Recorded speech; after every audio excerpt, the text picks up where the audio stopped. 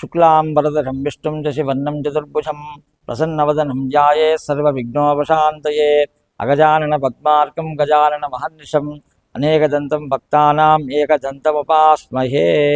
వినాయకుడిని విఘ్నాధిపతిగా పూజిస్తారు. మనకు ఉన్న విఘ్నాలను తొలగిస్తాడని భక్తుల నమ్మకం. అలాగే సంకష్టహర గణపతిగా కూడా ఆరాధిస్తారు. మనకు ఉన్న కష్టాలన్నీ హరిస్తాడని విశ్వసిస్తారు. అలా ఆ గణేశుడు అనేక రూపాల్లో పూజలు అందుకుంటూ భక్తులు కోరిన వరాలను కూడా ఇస్తూ ఉంటాడు. సంకష్టహర చతుర్థి ప్రతి మాసంలో పౌర్ణమి తర్వాత వచ్చే 4వ రోజు అనగా చతుర్థి తిథి సాయంత్రం ఉన్న సమయంలో ప్రత్యేకంగా పూజిస్తారు. ఆ రోజు లంబోదరుడికి అభిషేకం, హోమం, గరికతో పూజ చేస్తారు. ఈ వ్రతాన్ని ఏడాది మొత్తం ఆచరించవచ్చు. అయితే ఇప్పుడు మనం చెప్పుకోబోయే పుత్ర గణపతి వ్రతాన్ని మాత్రం ఏడాదిలో ఒక్కసారే జరుపుకుంటారు. సంతానం కోసం ఎదురు చూస్తున్న వారికి, మంచి గుణాలతో సంతానం కలగాలని కోరుకునే వారికి, ఎలాంటి ఇబ్బందులు లేకుండా సుఖప్రసవం అవ్వాలనుకునే వారికి ఈ వ్రతం ఆచరించడం వల్ల ఉత్తమ ఫలితాలు సిద్ధిస్తాయి. ఈ పుత్ర గణపతి వ్రతాన్ని ఎలా చేయాలి, ఈ వ్రతం ఆచరించేవారు పాటించాల్సిన నియమాలు, ఈ వ్రతానికి ఉన్న పురాణ కథను ఇప్పుడు మనం తెలుసుకుందాం. పూర్వం కృతవీరుడనే రాజు ఉండేవాడు. పుత్ర సంతానం కోసం అనేక ప్రయత్నాలు చేసి విసిగిపోయాడు. తన ఆవేదనను నారద మహర్షితో చెప్పుకోగా పుత్ర గణేశుడిని ఆరాధించమని సలహా ఇస్తారు. అలా ఆ నారదమాముని సలహా మేరకు వినాయక ఆరాధనను శ్రేష్టమైన ప్రత్యేక తిథులలో వ్రతాన్ని ఆచరిస్తూ వచ్చాడు.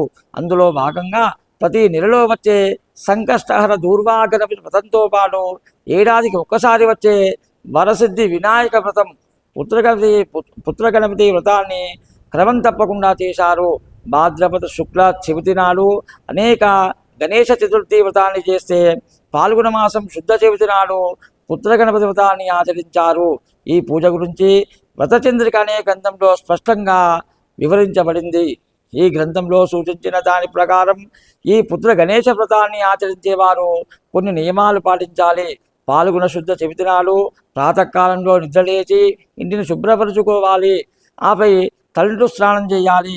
వినాయకుడికి ప్రీతికరమైన గరిక, గన్నేరు పూలను పూజకు సిద్ధం చేసుకోవాలి.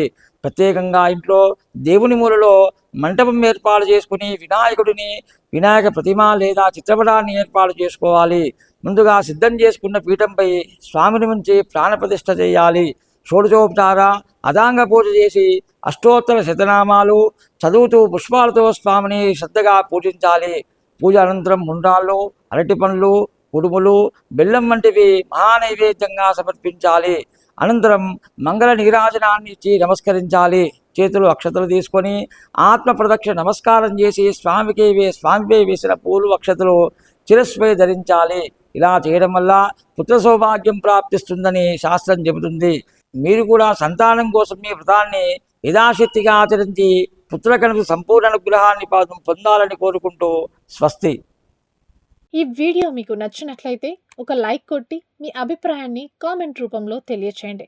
ఇలాంటి ఆధ్యాత్మిక వీడియోల కోసం జ్ఞాననిధి భక్తి ఛానల్ను సబ్స్క్రైబ్ చేసుకోండి. ధన్యవాదాలు.